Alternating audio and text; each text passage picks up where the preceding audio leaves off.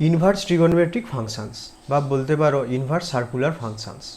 এই ট্রিগোনোমেট্রিক ফাংশনসগুলো অর্থাৎ sine function, কস, tan, cosec, কট, এই যে 6টা ট্রিগোনোমেট্রিক ফাংশনস আছে, এদের ইনভার্সের এক্সিস্টেন্স আমরা চেক করব। কোন ইন্টারভ্যালে এরা এক্সিস্ট করবে ইনভার্সটা সেটা দেখব, আর এদের প্রিন্সিপাল ভ্যালু আজকে আলোচনা করব। চলো শুরু করি। প্রথমে সাইন ফাংশন কনসিডার করো। ডোমেন আর এর কোডোমেন হবে রেঞ্জও বলতে পারো -1 থেকে 1, ক্লোজড ইন্টারভ্যাল ফ্রম -1 to 1। এর গ্রাফ দেখো, x ইকুয়ালস টু 0 পয়েন্টে সাইন এক্সের ভ্যালু 0, x ইকুয়ালস টু পাই পয়েন্টে সাইন এক্সের ভ্যালু 0, x ইকুয়ালস টু 2 পাইতে সাইন এক্সের ভ্যালু 0। এদিকে দেখো -পাইতে 0, হ্যাঁ, এক্সের ভ্যালু n পাই হলে সাইন এক্সের ভ্যালু 0 হয়। তা ডোমেনের ডিফারেন্ট কিছু পয়েন্ট আছে যেগুলোতে সাইনের ফাংশানের ইমেজ সেম হয়ে গেছে, তাহলে সাইন ফাংশান ইনজেক্টিভ নয়।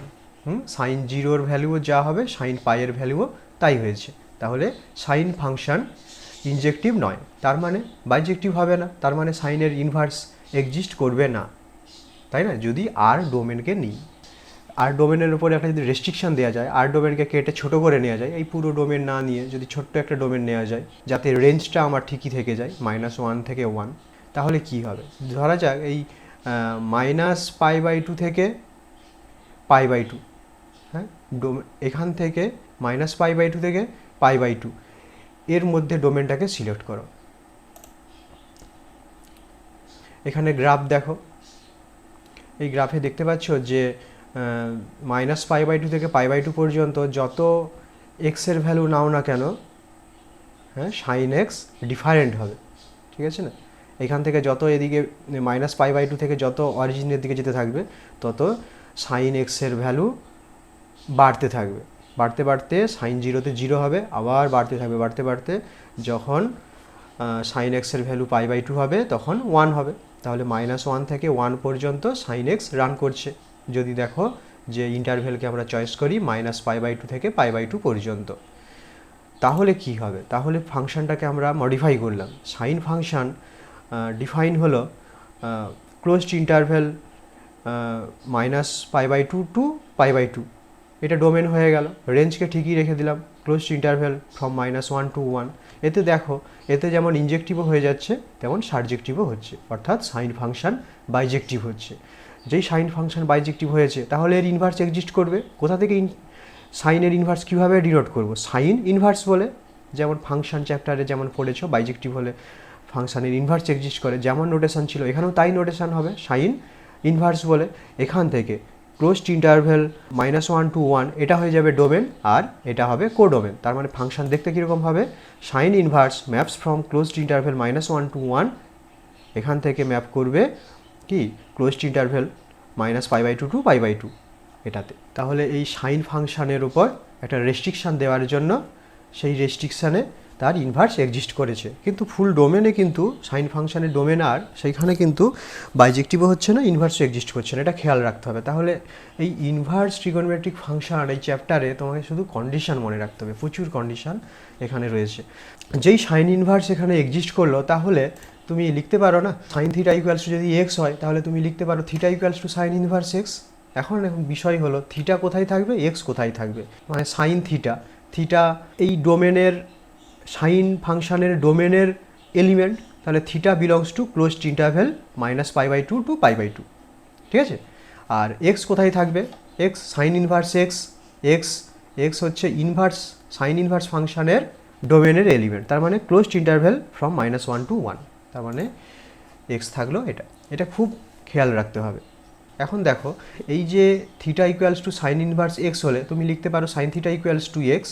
এখানে থিটার অসংখ্য মান পাবে, যে মান -π/2 to π/2 এই ক্লোজড ইন্টারভ্যালের মধ্যে লাই করবে সেটাকেই বলা হবে সাইন ইনভার্স এক্স, এই ফাংশনের প্রিন্সিপাল ভ্যালু, মুখ্য মান। চলো কস ফাংশন দেখি। কস এর ডোমেন আর কোডোমেন ক্লোজড ইন্টারভ্যাল -1 to 1, রেঞ্জও ওটাই হবে, closed interval from -1 to 1। Graph দেখো মাইনাস পাই বাই টু পয়েন্টে কস এক্সের ভ্যালু কত, জিরো। পাই বাই টু পয়েন্টে কস এক্সের ভ্যালু কত, জিরো। হ্যাঁ, এইভাবে পাওয়া যাবে। তার মানে cos of minus pi by two equals to cos pi by two equals to zero হয়েছে। ডোমেনের ডিফারেন্ট পয়েন্টে কস ইমেজ সেম হয়েছে, তাহলে কস ফাংশন ইনজেক্টিভ হবে না।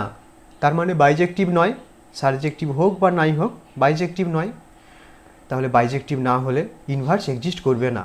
কিন্তু যদি আমরা এই আর ডোমেনটাকে একটু কেটে নিই, মানে 0 টু পাই এই পর্যন্ত যদি নেওয়া হয়, তাহলে কস ফাংশন ইনজেক্টিভও হবে আর সারজেক্টিভও হবে, তার মানে বাইজেক্টিভ হবে। তার মানে এর ইনভার্স এক্সিস্ট করবে। তার মানে কস ফাংশন কীরকম হবে, যার ডোমেন হবে closed interval 0 to pi, R codomain বা রেঞ্জ হবে -1 to 1।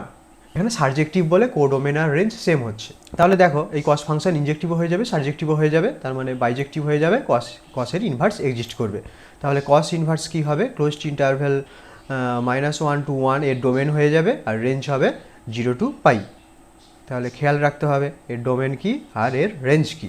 তার মানে কস থিটা ইকুয়ালস টু যদি এক্স থাকে, এই কন্ডিশনের জন্য মানে থিটাকে 0 টু পাই এই ক্লোজড ইন্টারভ্যালে থাকলে, তাহলে লেখা যাবে theta equals to cos inverse x. এক্সকে থাকতে হবে কোথায়, এইখানে closed interval from -1 to 1। Theta থাকলো closed interval from 0 to pi, আর এক্স থাকলো ক্লোজড ইন্টারভ্যাল ফ্রম -1 to 1 এই রেঞ্জে। আমরা এখানে 0 টু পাই এই রেঞ্জটা সিলেক্ট করেছি।